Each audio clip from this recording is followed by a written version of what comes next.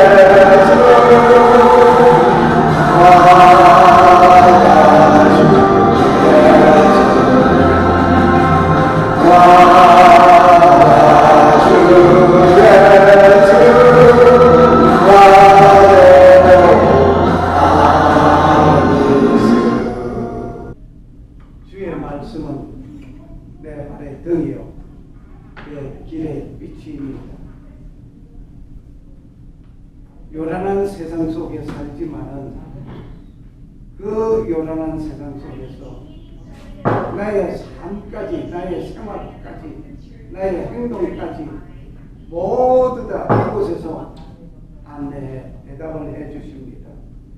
66국의 3927 신구약 학부가 66권이요 구약이 39권이요 신약이 27권입니다. 이 하나님의 말씀은 막 나의 삶의 지표가 되어줍니다. 이루지 못할 축복을 받은 룻을 오늘 보시게 됩니다. 놀라운 축복의 모습 보게 됩니다. 감히 모압 사람이 베들레헴에서 보아스의 아내가 된다는 놀라운 축복 말입니다. 국제 결혼이라는 것이 무슨 대수자고 하겠지만은 암몬 족속과 모압 족속은 10대뿐만 아니라 영원히 여호와의 총회에 들어오지 못하리라고 신명기 23장 3절에 말씀하고 계십니다. 모압 족속과 암몬 족속은 영원히 이스라엘의 총회에 들어올 수 없다고 했는데 모압 족속인 룻은 지금 그 총회에 들어서게 되었습니다. 하나님의 말씀이 이랬다 저랬다는 걸까요? 결코 그거 아닙니다. 그런데 룻은 모압 여인이지만 여호와의 총회에 들게 된 놀라운 이 축복을 무엇으로 우리가 표현할까요? 그저 복 받았다. 오늘 모압은 어떤 사람인가를 영상을 통해서 잠깐 소개를 받아보고자 합니다. 모압 사람들은 롯의 아들인 모압의 후손이었습니다. 이 사람들은 이스라엘 민족과 친척 관계였으며 역사상 특정 시기에는 조화롭게 살기도 했습니다. 그러나 성경에 기록된 다른 여러 상황에서 모압 사람들은 하나님의 백성의 적으로 언급됩니다. 창세기 19장 37절에 따르면 모압은 롯의 아들로 그의 장녀와의 근친 상간 관계의 결과물입니다. 아브라함의 조카 롯은 자신의 후손을 보존하려는 딸들의 속임수에 넘어간 것입니다. 롯은 모압 외에도 아몬 족속의 아버지인 베나미를 막내딸과 근친 상간 관계로 낳았습니다. 롯의 딸들의 부도덕한 행동은 훗날 이스라엘 자손과 모압의 딸들 사이에 부도덕한 행동에 반영되었습니다. 모압이라는 이름의 의미는 확실하지 않지만 일부 학자들은 내 아버지를 의미할 수 있다고 주장합니다. 이 해석이 맞다면 이 이름은 모압이 잉태된 방식을 가리키게 됩니다. 하지만 이름의 기원과 어원에 대한 확실한 근거가 없기 때문에 이는 추측일 뿐입니다. 창세기 19장부터 성경에 모압이라는 이름이 등장할 때마다 특정 인물이 아닌 모압의 영토와 사람들, 즉 모압인을 지칭합니다. 모압은 해발 약 1000m의 산의 동쪽 고원에 위치해 있었습니다.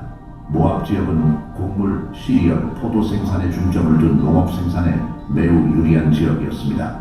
양사육 또한 모압 경제에서 중요한 활동이었습니다. 모압의 영토 범위는 모압 사람들의 역사적, 정치적 상황에 따라 다양했습니다.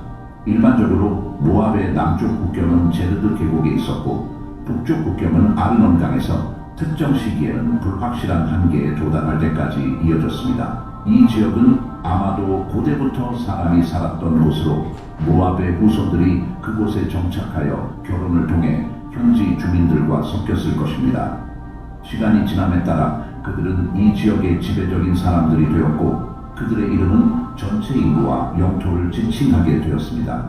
모압은 체계적인 경제와 대형 건물을 갖춘 잘 조직된 왕국이었습니다.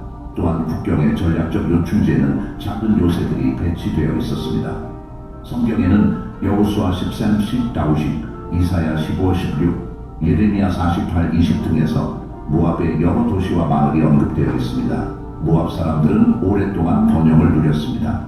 그들은 고원에 정착하여 다양한 인구를 정복하고 북쪽으로 확장했습니다. 또한 모압 사람들은 가장 가까운 친척인 아몬 족속과도 밀접한 관계를 유지했습니다. 이스라엘 민족이 이집트에서 탈출할 당시 모압 족속은 이미 강력한 국가로 인정받고 있었습니다. 모압의 종교는 자연과 다산을 기념하는 다양한 불순한 의식을 포함하여 가나안의 이교도와 유사했습니다. 모압 사람들은 다산의 여신 아스타르테, 바알페르 및 기타 이교도 신들을 숭배했습니다. 하지만 모든 신들 중에서도 케모스가 가장 중요한 신이었습니다. 전쟁의 신 케모스는 양과 소를 제물로 바친 모압인의 국가적 신이었습니다. 열왕기하 3:27에서 볼 수 있듯이 그들은 또한 인신 제사를 신에게 바쳤습니다. 이스라엘 민족과 모압 민족의 관계는 성경의 여러 구절에 기록되어 있습니다. 성경은 두 민족이 우호적인 공존과 경제 및 문화 교류의 시기를 묘사하고 있습니다. 한 번은 모세가 신명기 2장 9절에서 읽은 것처럼 당시 이스라엘 정복자들로부터 신성한 보호를 받고 있던 모압 사람들을 공격하지 말라는 주님의 지시를 받은 적이 있습니다. 그러나 모압 족속은 암몬 족속과 마찬가지로 이스라엘을 대적하여 하나님으로부터 심한 책망을 받았습니다. 그들은 이스라엘 백성이 이집트에서 떠날 때 그들을 상대하지 않았습니다. 또한 민수기 22, 24장에 나오는 것처럼 모압 왕 발락은 거짓 선지자 발람을 고용하여 이스라엘 백성을 저주했습니다. 이스라엘 백성이 요단강을 건너기 전 모압 평야에 진을 치고 있을 때 민수기 25장에 나오는 것처럼 모압과 미디안 여인들과 부도덕하게 관계를 맺고 그들의 우상 숭배에 참여했습니다. 이러한 이유로 그들은 이스라엘 회중에서 제외하라는 명령을 받게 됩니다. 성경에 따르면 모세가 죽었을 때 모압 땅에 알 수 없는 곳에 묻혔다라고 합니다. 여호수아 이후 이스라엘의 사사시대에 하나님께서는 모압 사람들의 불순종으로 인해 이스라엘 백성을 억압하도록 허락하셨습니다. 사사기 3장 12-30절에 나오는 대로 하나님께서 왼손잡이 에훗을 일으켜 자기 백성을 구원하실 때까지 에글론 왕의 통치 아래 18년 동안 억압이 지속되었습니다. 엘리멜렉과 나오미가 가족과 함께 모압으로 이주한 것도 사사시대였습니다. 그들의 아들들은 모압 여인 오르바와 룻과 결혼했습니다. 엘리멜렉과 그의 아들들이 죽자 나오미와 모압 여인 룻은 베들레헴으로 떠났습니다. 룻기사 18-22과 마태복음 1조5에서 볼 수 있듯이 보아스와 결혼하여 다윗 왕과 결과적으로 예수님의 조상이 되었기 때문에 룻은 믿음으로 유다 지파에 포함되었습니다. 사무엘상 14장 47절에서 볼 수 있듯이 사울은 트랜스 요르단을 통해 모압 사람들과 싸워서 물리쳤습니다. 다윗은 도망자로 살아야 했을 때 사무엘상 25-3에서 볼 수 있듯이 부모님을 모압으로 보냈습니다.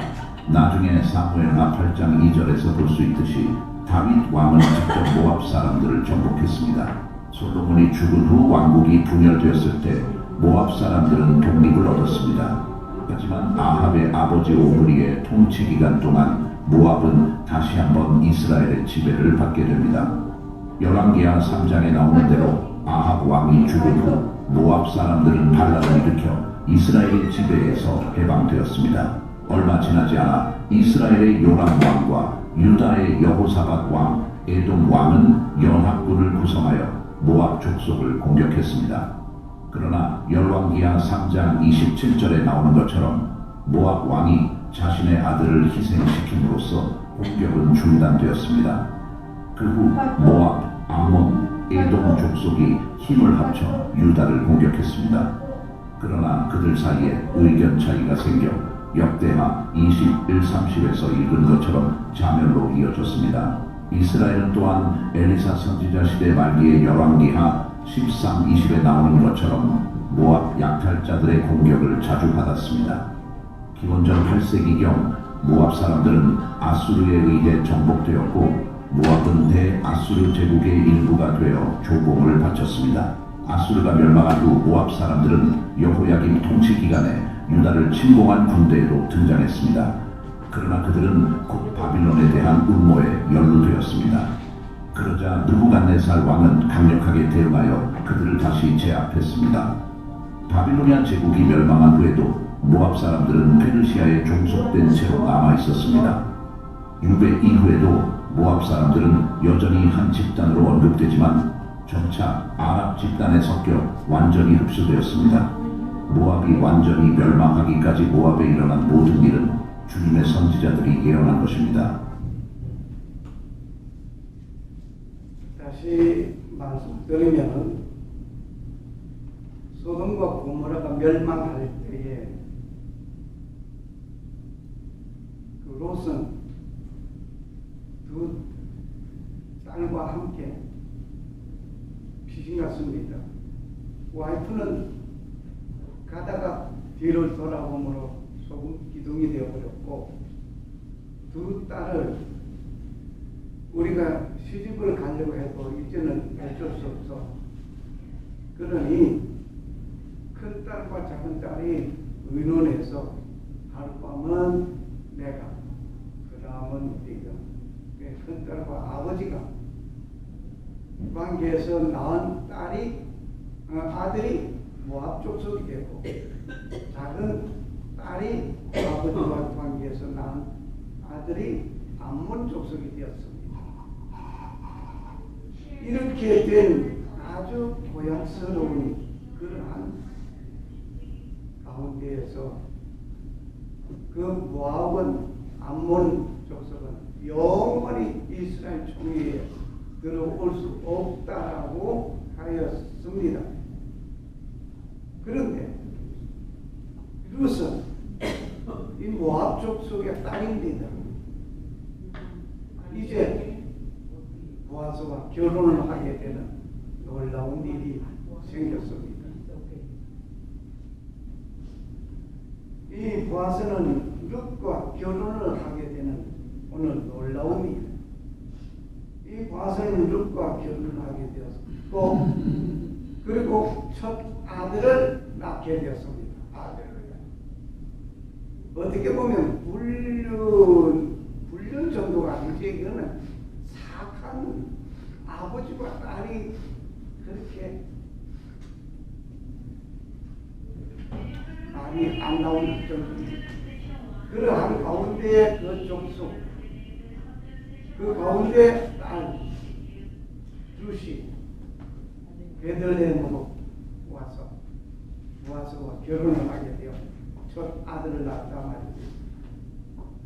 그리고 그 아들을 바라보고 많은 베들레헴의 여인들이 나오미를 향해서 손자를 보게 된 그 사건에 축복하고, 또 나오미는 손자를 품에 안게 되는 놀라운 이 사건을 오늘 보면서 생각하고자 합니다.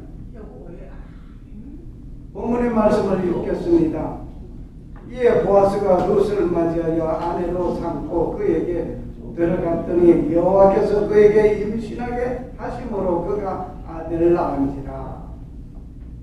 여인들이 나오미에게 이르되 찬송할지로다. 여호와께서 오늘 네게 기업 물을 자가 없게 하지 아니하였도다. 이 아이의 이름을 이스라엘 중에 유명하게 되기를 원하노라. 이는 네 생명의 회복자이며 네 노년의 동양자이다. 곧 너를 사랑하며 일곱 아들보다 귀한 네 며느리가 낳은 자로다 하니라. 나오미가 아기를 받아 품에 품고 그의 양육자가 되니, 룻기 4장 13절에서 16절의 말씀이었습니다. 놀라운 소식이었습니다. 여기서 우리가 생각할 것이 하나 있습니다. 우리가 아무리 하나님 앞에 잘못된 범죄자라 할지라도 회개하면 새로운 삶을 살게 되는 놀라운 축복이 있습니다. 할렐루야. 그걸 믿어줍니까? 우리는 이제 룻이 나오미와 함께, 시어머니와 함께 베들레헴으로 돌아올 때에 결단한 것이 어머니의 백성이 내 백성이요, 어머니의 하나님이 내 하나님이요, 어머니가 가시는 그곳에 내가 가고 어머니 죽는 곳에 내가 죽고, 놀라운 결단이었습니다. 생사를 결단하는 가운데 시어머니와 함께 합니다. 시어머니 하나님이 내 하나님이라고 고백하였습니다. 어떠한 처지에 있다 할지라도 주님과 함께하는 삶이 될 때에 놀라운 축복의 반열에 이른 줄 믿습니다. 보아스는 룻과 결혼을 하였습니다. 보아스가 룻과 결혼할 수 있는 조건은 없습니다. 그런데 결혼하였습니다. 엄격하게 말하면 이 결혼은 금지된 결혼입니다. 결혼할 수 없는 거예요. 그런데 결혼하였습니다. 성경에 보면 금지된 결혼의 흔적들이 여러 곳이 있습니다. 결과는 놀라운 축복이었습니다. 보아스를 룻이라고 하는 이방 여인과 결혼을 한다는 것은 비난을 받을 수밖에 없는 그런 상황이었습니다. 보아스는 모든 증인들 앞에서 행동한 것은 비난의 화살이 모두 무너지는 그런 일이었습니다. 성문에 앉아서 장로들을 불러놓고 이 룻과 결혼을 해야 된다고 하는 것을 공개적으로 천명하였습니다. 또 말론의 아내 모압 여인의 룻을 사서 나의 아내로 취하고 그 죽은 자의 기업을 그 이름으로 있게 하여 그 이름이 그 형제 중에 그곳 성문에서 끊어지지 않게 함이 너희가 오늘날 증인이 되었다. 그렇게 4장 10절에 말씀하였습니다. 이렇게 증인들을 세워놓고 룻과 결혼하게 되는 이것은 비난의 화살을 모두 다 꺾어버리고 정당한 길로 갔습니다. 보아스의 행동은 율법에 의하여 이룰 수 없는 일이지만 성내 장로들의 정인들을 세워 승인을 받게 되었고 결혼을 하게 되었습니다. 성문에 있는 모든 백성과 장로들이 가로되 우리가 정인이 되었노니 여호와께서 내 집에 들어가는 여인으로 이스라엘 집을 세운 레아 두 사람과 같게 하시고 너로 에브라스에서 유력하고 베들레헴에서 유명케 되기를 원하며 룻기 4장 11절까지 여기에 라헬과 레아 두 사람을 들먹거든 라헬과 레아도 역시 온당한 것은 아니었죠. 그러나 그 속에서 하나님 또 역사하신 그 모습 지금 현재 그 사건을 다룰 수 있는 시간은 아니게 지나가겠습니다. 성읍 장로들과 백성들이 정언하였습니다. 그리고 축복해 주었습니다. 정인으로 있어주는 것도 감당하기 어렵고 기쁜 일이지만 그가 축복까지 해주었습니다. 이렇게 하여 보아스는 룻과 결혼하여 첫 아들을 낳았습니다. 그 첫 아들이 누군가를 다음 시간에 가르쳐지겠습니다. 많은 여인들이 나오미에게 칭찬의 말이 가득하였습니다. 기업 물을 자가 없게 하지 아니하였다는 놀라운 사건 속에 축복의 칭찬이 가득하였습니다. 어떻게 보면 다음 시간에 이루어질 그 얘기를 오늘 이 시간에 그냥 하고 지나갔으면 좋겠다 정도입니다만 시간이 그렇지 못해서 그러지 않는 것 다음으로 미뤄 지나가겠습니다. 나오미를 향하여 봉양자가 되어 7 아들보다 낫다 그 칭찬했습니다. 7 아들이 아니라 10 천 아들이라 할지라도 말씀 많은 아들들보다는 이 룻과 같이 온전히 시모를 따라가는 시모의 신앙을 시모가 섬기는 그 하나님을 내가 하나님으로 섬기고 따라가는 그 룻과 같은 그 신앙 정말 10 천 아들보다 낫습니다. 그것은 나오미의 며느리이면서도 나오미의 노년을 기쁘게 하는 귀한 복된 인물이었습니다.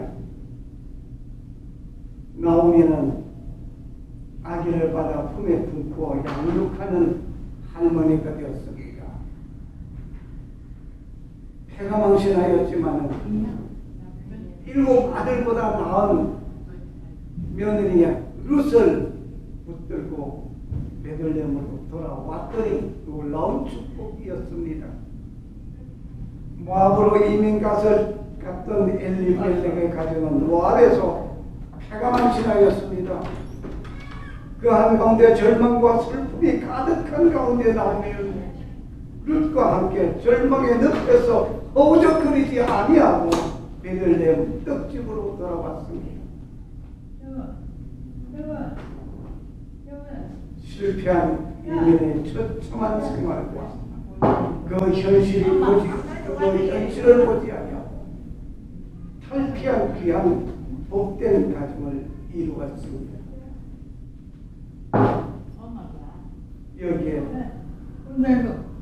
조지 레이코프가 말한 책 코끼리를 보여주면서 코끼리를 생각하지 말라고 하였습니다. 그런데 자꾸 코끼리를 생각하지 말라고 했는데 코끼리만 자꾸 빠져요. 코끼리 보면 계속 안 돼요. 고통 중에서 주님의 십자가를 생각한다면 은혜가 됩니다. 사건 속에서 그 사건을 생각하면 그 사건만 생각하게 됩니다. 코끼리를 보여주면서 코끼리 생각하지 마. 어떤 방법으로 코끼리를 생각할 수 있겠습니까? 그러나 그 사건 현장을 벗어 던져버리고 나옵니다. 패가망신한 그 가운데서 절망을 쳐다보지 아니하고 패가망신한 그 사건을 생각하지 아니하고 들려진 베들레헴의 떡집, 베들레헴 베들레헴 집이거든요. 그 떡집으로 가는 그 결과는 놀라운 축복이었습니다. 사건을 보지 않고 우리의 삶 속에서 현재 고통스러운 이 사건만 쳐다보고 생각하면 절망밖에 없습니다. 우리는 이 사건 속에서 내 육체의 그 연약한 그걸 자꾸 생각하면 아픈 거 그 생각하면 절망할 수밖에 없습니다. 그 속에서 주님께서 나를 위해서 십자가 지신 그 속을 생각하면 우리는 또다시 은혜가 되는 삶을 살게 될 줄 믿습니다. 하나님 감사합니다. 오늘도 역사시고 지켜주시는 하나님, 나오미가 패가망신하는 가운데 있었지만 그 절망 가운데서 절망만 쳐다보지 아니하고 절망 가운데서 풍년이 들었다고 하는 베들레헴을 바라보고 한 걸음씩 한 걸음씩 공격한 것처럼 우리의 삶 속에서도 어둡고 힘들고 괴롭고 고통스러운 그 속에서 그것을 쳐다보지 않으시고 오직 주님만 바라보고 살아갈 수 있는 우리 되어지게 하여 주시옵소서. 지금은 성도를 지키시고 은혜 베푸시고 평강 주시기 원하시는 성부 하나님 아버지의 사랑과 나의 죄와 허물을 용서하시기 위하여 십자가에서 못 박혀 돌아가신 예수 그리스도의 은혜와 다스리신 주님의 주 예수 그리스도를 고대하는 자와 성령의 교통하시고 충만하심이 어둡고 고통스럽고 괴롭고 힘든 사회 현실 속에서 그것만 바라보지 아니하고 저 멀리 저 천국 하늘 소망을 바라보며 살기를 원하는 저들 머리 위에 이제로부터 영원토록 함께 계실지어다. 아멘.